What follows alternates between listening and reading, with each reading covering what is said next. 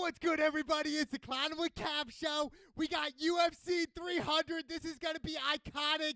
I'm so excited. We got big fight after big fight. We got Alex Pereira versus Jamal Hill. We got freaking Justin Gaethje versus Max Holloway. I think that's the best fight yet. This is the most fight that makes sense to me. I just think overall, we got Charles Oliveira. We got Bo Nickel. A lot of people are mad that Bo Nickel's on the main card and not the prelims on UFC 300, but we got to realize that Bo Nickel, he's the future champion. He's an elite wrestler. He won national championships after national championships at Penn State. I'm telling you right now, he will be a future champion at 185, and I cannot wait till he dog walks Chimaev, and I can't wait till that fight. I'm not going to say he's going to dog walk him, but I think that fight's going to be iconic.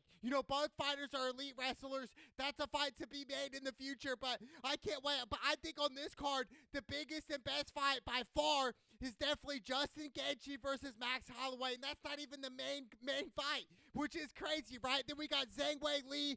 Shout out to her. She's 24-3. She's on a 3-fight win streak. I got to see her fight many times before, and she's got it. She's quick on her feet. She does not want to go for takedowns, and she also does not want to get taken down either. So, for her, if she keeps this fight standing up, I think she's going to win the fight. But let me start with the best fight on this card by a long shot, and that is Justin Gaethje versus Max Holloway. Max Holloway been in the game longer than Gaethje. He's really been in the UFC probably since 2012. Around that time, maybe even a little bit before, but Max Holloway, he did fight McGregor back in 2013. He lost by decision, but he's got 25 victories and only 7 losses, and honestly, Max Holloway is one of my favorite fighters of all time. He brings it, and like Max Holloway said, he said, I will fight to the death. That's the difference between him and a lot of the UFC fighters today is he's going to fight until he can't fight anymore, until you literally kill him. Like, he's a true warrior, a true gladiator. Like Max Holloway, he could have succeeded back in the, BC times. The times where the Romans were, killing everybody. Like, Max Holloway would have been one of the top dogs back in the Egyptian times, the BC times. So I respect Max Holloway, and a lot of people are writing him off. We look at Justin Gaethje, he lost to Khabib and he lost to Charles Oliveira back in 2022, but he's coming off a big win over Dustin Poirier by knockout. I think Justin Gaethje's 25-4 in the UFC. He's the type of guy that's really like a brawler. Not much technical striker. He's one of the best guys that has a leg kick. Justin Gaethje literally, he can leg kick the heck out of you. And that's one thing I do worry about this fight coming in with Max Holloway is how's he going to handle that? How's he going to handle the leg kicks? Is it going to be like that? Like, how's he going to, handle all this? But at the end of the day, I know this sounds crazy and a lot, say fade the public. Right now, I'm leaning more towards Max Holloway. I'm saying that because he's the better striker than Justin Gaethje. Gaethje, we have to realize he's more of a brawler, kind of like a Michael Chandler-esque type of fighter. He wants to get in these big exchanges. He wants to throw, crazy overhand rights and just crazy shots. I think if Justin Gaethje does that, he's doomed for trouble. We saw Max Holloway's most recent fight against Zombie, and Zombie literally did similar styles of what Gaethje does. Throw crazy strikes, throw overhand rights, throw the whole kitchen sink at you and literally trying to knock you out. And then Max Holloway counters him, throws an overhand right, knocks Zombie out. So I just think right now, this is, if Max Holloway's smart in this fight and avoids the leg kicks and checks every single leg kick, I do think Max Holloway's going to win this fight. I think he's going to outstrike him. I don't think he's going to knock Justin Gaethje out. I understand you have to kill Gaethje, and I understand this is a 5-round fight. So, this is definitely going to be levels to this, but I think Max Holloway, he's a veteran. He's a vet in the game, and I'm really leaning towards Max Holloway. Whereas the public, they're all going Gaethje, and I get it. Gaethje's that more heavy striker. They want to compare to Max Holloway fighting Dustin Poirier, a couple years ago. But at the end of the day right now, I'm telling you, Max Holloway, he has that tank. He has the cardio. He's got that gas tank. And I'm telling you, he's a way better striker, dude. And I really see Max Holloway winning a lot of these exchanges. If Max Holloway stays from the leg kicks and obviously stays from the overhand rights and the knockout punches that Gaethje loves to throw, I'm telling you, Max Holloway can win this fight, dude. If it's a technical fight and Max Holloway's super smart about it and doesn't give in to the crowd because it's UFC 300, it's an iconic moment. You know, we have so many legends watching this. It's going to be a sellout crowd in Vegas. Like, a lot of people are going to tune in, and I think this is going to be a top 10 pay-per-view of all time. It's going to be in the top 10, UFC 300. So I think right now, Max Holloway, if he's super smart, which he already is, I'm telling you, I think he's going to beat Gaethje by decision. You know, I really do. I love Gaethje. I really do. And Gaethje, he wants to fight Islam. You know, I think he deserves the Islam fight. But, you know, respect to Gaethje. I mean, Gaethje's put on some huge fights in the UFC. I wouldn't be surprised if Gaethje, you know, does knock Max Holloway out. I would not be surprised. Why? Because Gaethje has that type of you know, power to do so. You know, but I'm just telling you right now, Max Holloway's too smart for that. He understands his opponent. He had a full training camp. There's no excuse, and I'm telling you right now, if Max Holloway, if he keeps his fight standing, which I think I don't think Gaethje's going to shoot for takedowns, even though he should be prepared for that. You know, Max Holloway should be prepared for Gaethje to shoot for a random takedown at a random round. You know, I think that's what's going to happen, especially if Gaethje starts losing some of these exchanges on the feet. I think Gaethje is definitely going to shoot eventually, even though Gaethje isn't that type of fighter. He wants to stand. He wants to bang. You know, I do think Gaethje's going to shoot for at least one takedown in this fight because he's going to end up losing some of these exchanges on feet. I'm telling you right now, the power is good, you know, but I'm telling you, Max Holloway has timing and precision, and he has the awareness. He has the quickness over Gaethje. Yes, Gaethje has the power. So does every UFC fighter out there, right? Most of them have power, you know, but, you know, power doesn't really work in your favor if your opponent is, you know, too fast, you know, too quick for you, too elusive, and that's what Max Holloway is. So I love Max Holloway. I'm leaning more towards Max Holloway right now in this fight. I cannot wait for this fight to happen, dude. This is going to be iconic. And then we have Charles Oliveira fighting Arman. You know, I look at Charles Oliveira. He's another vet in the UFC. He's 34-9 and 1 no contest. He was on a long fight win streak up until he lost to Islam back in 2022. You know, we look at Charles Oliveira. He did lose to Max Holloway, in fact, back in 2015. And literally, it was less than a minute. I think he really, in that fight, in the Charles Oliveira-Max Holloway fight, I think Charles, like, I don't know, maybe broke his collarbone or something, but he literally went to the ground. Max Holloway threw a body shot, and then he just tapped out. That was it, dude. That was literally the fight. It was just like, and Max Holloway's like, what's going on? Like, he was kind of confused, like, what? Charles, what happened? And I think he broke something, but that was just a fluke fight. But I love Charles Oliveira, and I think all true MMA fans out there, they also love Charles Oliveira, and I'm going to pick Charles Oliveira in this matchup, even though I do think he might be a dog coming into this fight. You know, and we look at Arman, he lost to Islam by decision back in 2019. That was years ago, 5 years ago, so a lot has changed since then, but right now I'm leaning more towards Charles Oliveira. You know, even though I've seen Charles Oliveira take many losses in his career, including the Islam fight, including the Max Holloway fight. You know, there's many other fights as well, but I'm leaning more towards Oliveira. I think Oliveira, he's really underrated, and a lot of people, including myself, I thought, you know, Dustin Poirier was going to beat Charles Oliveira, and Charles Oliveira got knocked down. Even he fought Gaethje as well. And Charles Oliveira, he's that type of fighter where he wants to get a feel for his opponent. You know, it's going to take some time. It might take a round or two, but after the first round, if Charles Oliveira is still in the fight, it's really doomed for you. The second, third, later rounds, that's where Charles Oliveira starts to really put in the work, understand his opponent's weaknesses.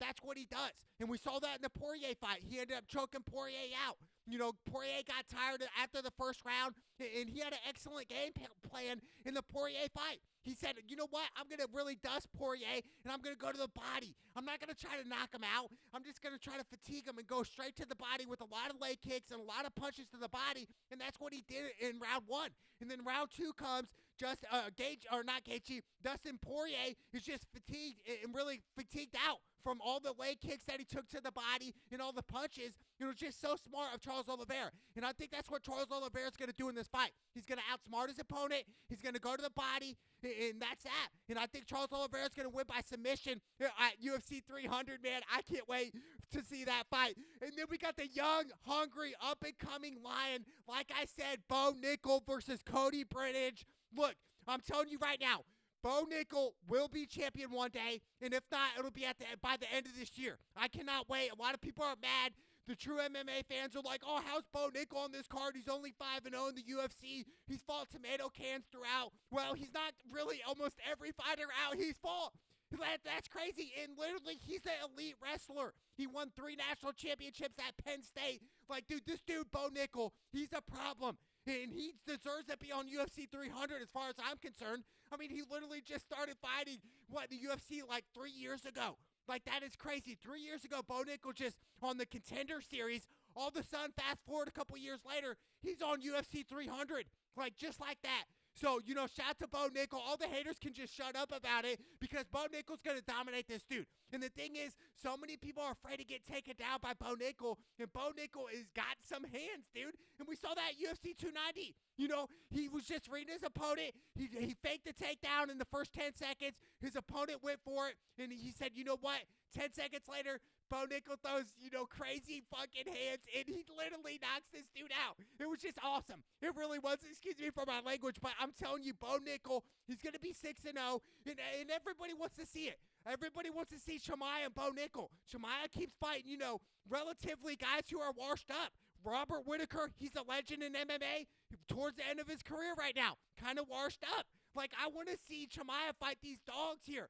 Gilbert Burns, a legend of the sport, kind of towards the end of his career. Fought him a couple years ago. Come on. I want to see Chimaev fight Bo Nickel eventually. And I think everybody else wants to see that fight. Who doesn't, dude? Like, Bo Nickel, literally, I'm telling you guys right now, Bo Nickel has that it factor. Bo Nickel is that dude. And I'm telling you, he's going to win this fight hands down. You guys bet on it. I mean, Cody right now, he's plus 800. And come fight time, come the fight, the night of the fight at UFC 300, I'm telling you, it's probably going to be plus 1,000 because a lot of money's going to be thrown on Bo Nickel because people realize, hey, Bo Nickel is the real deal. He is the real deal. He's from America. He's an American born and raised, dude. Like, if you're not rooting for Bo Nickel and you're from America, like, what's wrong with you, dude? Like, he's such a patriot, man. Like, he's a wrestler, went to Penn State, man. Blue-collar kid, dude. Like, we're rooting for this guy, Bo Nickel. So take off Bo Nickel. I'm rooting for you. I think he's going to smash this dude, but easy. I really do. I can't wait for this fight.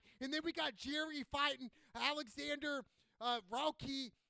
Look, Jerry, he coming off a loss, to Pereira literally less than a year ago. He got TK'd by elbows, and a lot of people are like, oh, they stopped it too early. Stop it, dude. I'm telling you, Alex Pereira was going to dog walk him, and that's crazy because Jerry, he dog walks his opponents. That's how you know Alex Pereira is really a true killer, dude. Straight from the Amazon jungle, dude. Straight like Jaguar Paul type stuff. That's who Alex Pereira is. But Jerry, I think he's going to win this fight. I'm rooting for him, coming off a loss, coming off a shoulder injury before his loss, dealing with adversity. And that's what life's about, right? You're going to have to go through adversity. You're going to have to go, through the forks in the road. Like, that's just part of life. Like, life isn't just sunshine and roses every single day of your life, dude. If it is, hey, you're a winner all the time, I guess. But I'm telling you, I like Jerry. I think he's going to, really mix it up here and utilize some of his wrestling. I think Jerry needs to take this guy down. Like, I think Jerry just wants to stand all the time in his fights. And that was a mistake in the Alex Pereira fight. Even though he did take Pereira down, I think that kind of gassed him. I think this fight, he's going to be more strategic. I like Jerry in this matchup all day. And then we got Calvin Kattar versus Aljamain Sterling. Sterling 23-4, the former champion at 135. Look, he was on a roll. He really was, even though he was on a 9-fight win streak until he lost to Sugar Sean O'Malley in his most recent fight. We saw that. He got KO'd. I think Sugar threw a clean right and just knocked him out. And then just ground and pound him, TKO'd him basically, and that was it. But I just think Calvin Kattar, he's on a 2-fight losing streak. He's 23-7 in the UFC. I don't see him winning. I'm going to Aljamain Sterling right now. I think Sterling's too experienced. He's fought in big fights. Fought Pierre Yan twice. This guy's been tested. So I like Aljamain Sterling, even though I picked the upset. I said Aljamain was going to lose to Sugar Sean O'Malley because of the stand-up game. I really think Aljamain's going to mix it up. He's going to stand up and bang. And he's also going to utilize that wrestling as well. I think Aljamain's going to have a masterclass clinic here and get back in that title contention. And I think, we could even down the road see a rematch with Aljamain and Sugar Sean O'Malley. I wouldn't be mad about it. I actually want to see the rematch. You know, even though that fight only lasted about 1.5 rounds, if that. I want to see that rematch, but I think Aljamain Sterling handles business here. You know, business is business. It's strictly financial, and I think Aljamain Sterling understands that, and he's going to really win this fight. I love Aljamain Sterling. Take off Aljamain. And then we got the legend Holly Holm versus Kayla Harrison. Look, Holly Holm, she's a legend of the sport. We all remember back in 2015, she knocked out Ronda Rousey with that crazy leg kick, and that really cemented her. You know, it really did. She became champion, but she ended up losing her belt to Miesha Tate. I think Holly Holm, by far, the preacher's daughter, she's going to be in the UFC Hall of Fame. You know, I can't believe she's still in the UFC. That was 2015, dude. That was literally almost a decade ago when she knocked out Ronda Rousey. That's crazy. Ronda Rousey said, you know what, I'm going to be a movie star. I'm going to go to the WWE. Holly Holm said, hey, I'm staying in this sport for good. You know, really her whole career. You know, I love Holly Holm, but I don't think she's going to beat Kayla Harrison. You know, Kayla Harrison's making her UFC debut, coming from the PFL. She's 16-1 right now. I'm telling you, Kayla Harrison, she's going to take her down. She's going to utilize her wrestling, and that's crazy because Kayla Harrison normally fights at like, what, 155? This fight is at 135.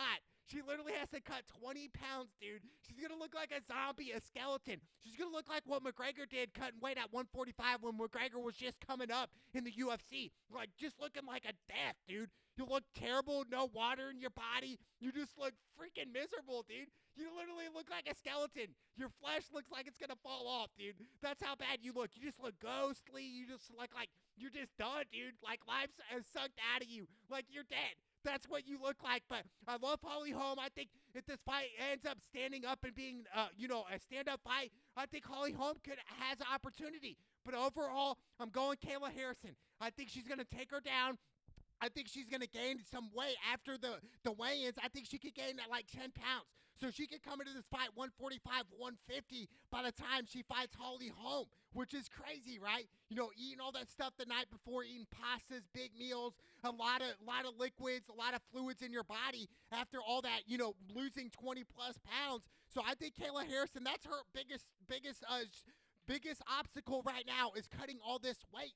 Like, cutting weight is terrible, dude. I think, you know, fighting out your natural weight is the best way to go. You get knocked out easier not fighting out your natural weight. Your brain's dehydrated. One punch, you're just, you know, your whole equilibrium is kind of off. It really is, but I'm going Kayla Harrison right now, even though I am rooting for Holly Holm. I think Holly Holm, this is her last year in the UFC. I think she's going to end up retiring soon. I really do, but what a career. You know, and like I said, you know, her biggest stage was in 2015 when she knocked out Ronda Rousey. I think she was a huge dog. She was at least like plus 500 that fight. She might have even been like plus 700, which is crazy, right?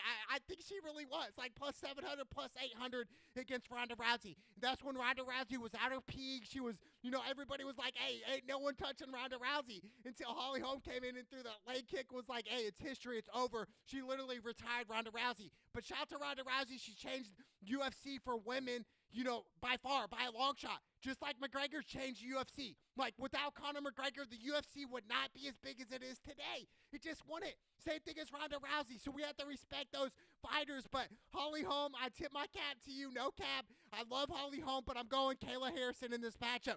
And then we got Bobby Green versus Jim Miller. Shout out to Jim Miller, man. He was on UFC 100 and UFC 200, and now he's on UFC 300. And I do think Jim Miller, this is last year fighting in the UFC as well. You know, but shout out to Jim Miller. And he got both W's. At UFC 100, he won. UFC 200, he won as well. You know, UFC 100 was freaking Brock Lesnar, dude.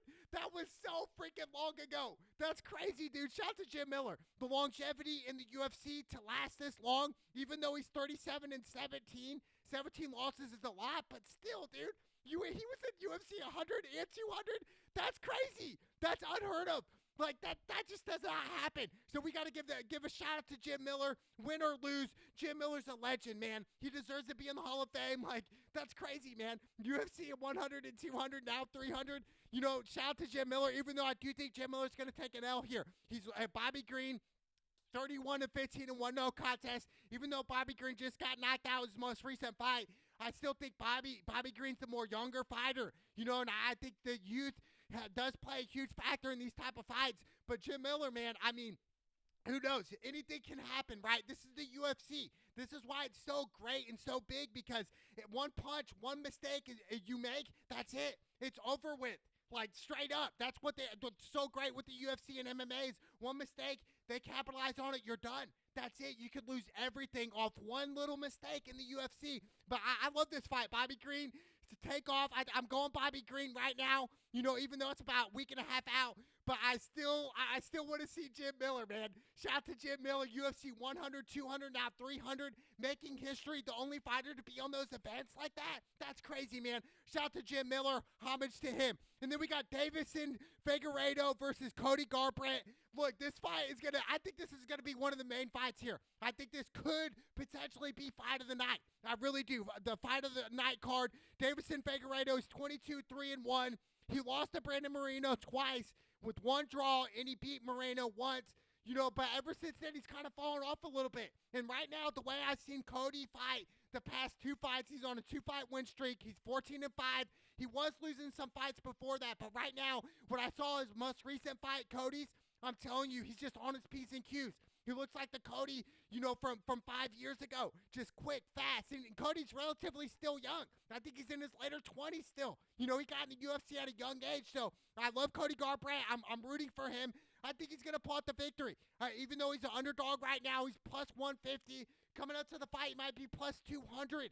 That's crazy, right? Even though Deiveson Figueiredo's been in a lot of huge fights here. He really has, but overall, man, I'm telling you, dude, he just beat Rob Font, his most recent fight, but still, man, I'm going Cody right now. What I've saw from Cody the past two fights of never giving up, dude, and I take, homage to Cody, man. That's just great, man. When somebody never gives up in life like Cody, he could have just retired a couple of years ago when he was on a losing streak. But right now he said, F that. I'm never going to retire. I'm a dog. I'm going in. So I'm rooting for Cody in this matchup. But like I said, I could see this fight being a huge banger. I see it standing. I see both guys throwing haymakers and just going crazy. I think this could potentially be a huge, huge fight, man. It could be bigger than the Max Holloway Justin Gaethje fight. I'm telling you right now, but I'm leaning more towards Cody with the upset over Deiveson Figueiredo. I cannot wait for that matchup. And then we got Jessica Andrade. I'm telling you, I've seen her fight. She's 25-12. She's fighting Marina Rodriguez. This lady's 17-3-2. I haven't really seen her fight, to be honest with you, but I have seen Jessica fight. I saw her most recent fight against Mackenzie Dern, and that was an amazing fight. She was dealing with adversity. Actually, Mackenzie Dern was winning some of these exchanges early, and it looked like Jessica was going to get knocked out. It really did. I was like, oh my gosh. She battled back, ended up knocking out Mackenzie Dern, and this was a huge fight, man, and I'm telling you, confidence builds those. When you beat somebody the way you do in a huge fight where you were relatively losing for a couple minutes, and then all of a sudden you battle back. So I'm going for Jessica here. I have not seen much of Rodriguez, but I've seen Jessica fight many times. She's got heavy hands. She's a true fighter, and she's great Brazilian Jiu-Jitsu as well. So if this fight does go to the ground, expect her to go for submissions. Guillotines, arm bars, triangles, you name it, she will go for it. So I'm telling you right now, I think this fight's going to be standing. Jessica versus Rodriguez, this is going to be great. It really is, but right now I'm leaning more towards Jessica because I've seen her fight many times, and she's got heavy hands for a woman, dude. I'm telling you, a couple shots, couple overhand rights, boom, you're going to sleep. That's it. It's over. And then we got the main event, Alex Pereira versus Jamal Hill. Alex Pereira's 9-2. Jamal Hill's 12-1 with no contest. My thing is with Hill, he's coming off a torn Achilles back. I think it was last year around summertime. Literally like 9-10 months ago. Achilles, that's way worse than an ACL tear. Like, we're talking Achilles here. Can you move the same after that? And we look at Alex Pereira. He loves to throw leg kicks. He's a naturally kickboxer coming from a kickboxing background. Dude, he's going to go right after that leg, right after the Achilles. He loves to throw low leg kicks and high leg kicks. So I think Alex Pereira is going to put on a clinic here. I think he's going to win. I think he's going to win by knockout. And I hate to say it, but, Jamal Hill, I respect him. He's a great fighter. But, he's going against a different animal here, dude. Alex Pereira, like I said, is straight from the freaking Amazon jungle, dude. This dude is a killer. He literally is. He beat freaking Israel Adesanya many times. Israel Adesanya was a former champ. He will regain his champion at 185. Shout out to Izzy. I can't wait to see him fight. I cannot wait till he gets back. You know, he wants to take a break. But Alex Pereira right now, he's making a name for himself. Yes, Israel Adesanya helped him for that. But I think overall, because Israel Adesanya said years ago that, hey, the guy that knocked me out, he's probably at a bar, you know, watching me fight. And then all of a sudden, wow, you know, years later, you know, Alex Pereira saw that and said, you know what, I'm going to prove this guy wrong. Now all of a sudden, he's a champion, the light heavyweight champion of the world. And I think he's going to still hold that belt. He's going to defend this belt, and I think he's going to win. Why? Because Alex Pereira loves to throw leg kicks, and he's got heavy hands. He just knocked out Jerry. He knocked out Israel Adesanya. I'm telling you, dude, one overhand, one uppercut, left hand uppercut, a right hand uppercut from Alex Pereira, you're going to sleep, dude. He's got stone hands. Literally, dude, like I'm telling you, power. And you add the leg kicks to that after the Achilles tear, I think Hill's going to get dominated, dude. I really do. However, Hill can take this fight to the ground. If I'm the trainer and I'm training for Hill in this camp right now, I'm saying, look, we're going to shoot for takedowns. We understand Alex Pereira's not a wrestler. He's a kickboxer, dude. He does not want to be on the ground. So we're going to shoot for takedowns. We're going to do anything we can to take this guy down and utilize our ground and pound. But we have to realize, well, Alex Pereira, he looks like he's 6'4", 6'5". You know, probably, he could literally be heavyweight, dude. He probably could walk around about 220, dude. 220 pounds. You're dealing with someone that big. So even if you do take him down for a round or two, what are you going to do? Like, after that round, okay, if you don't finish him, you're going to be fatigued after that. Alex Pereira's coming right back. He's got great cardio. I'm telling you, he's going to go for the leg kicks. He's going to have an excellent game plan. It's not going to be that easy to take Alex Pereira down like people think so. You know, we even had Chimaev talk crap like, oh, just ground and pound this guy. Well, if it's that easy, man, everybody would do it, right? You know, even though Jerry did take him down, but Alex Pereira got back up. You know, and then Jerry was fatigued. And then Jerry got knocked out with elbows. Like, you know, all this stuff adds up. So I think right now, Alex Pereira's going to utilize those leg kicks and knock out Hill. And that's what's going to happen. I love Alex Pereira. And I'm telling you, back to the favorite fight. I got Zhang Wei Li take off. She's going to win. But I'm telling you, the Max Holloway-Justin Gaethje is the most intriguing matchup on UFC 300 by a long shot. Everybody wants to see this fight. Everybody's leaning more towards Gaethje, but I'm telling you, Max Holloway's a smarter fighter than Gaethje. Max Holloway has a better stand-up game than Gaethje, okay? He has better hands than Gaethje, although Gaethje utilizes his leg kicks as well. He's one of the best leg kicks in history of UFC. Gaethje is, man. I'm telling you, he throws them hard, and I'm telling you, if Max Holloway is on his P's and Q's and checks these leg kicks, you know, Gaethje's going to throw less leg kicks, okay? Because that stuff hurts. You know, bone on bone, nobody wants that. But I'm telling you, Max Holloway's going to have an excellent game plan. It's going to be a masterclass. I cannot wait, man. It's UFC 300. This is the most iconic moment in UFC history. Shout out to UFC. Shout out to Dana White. UFC 300. It's the Clown with Cam show. Let's go!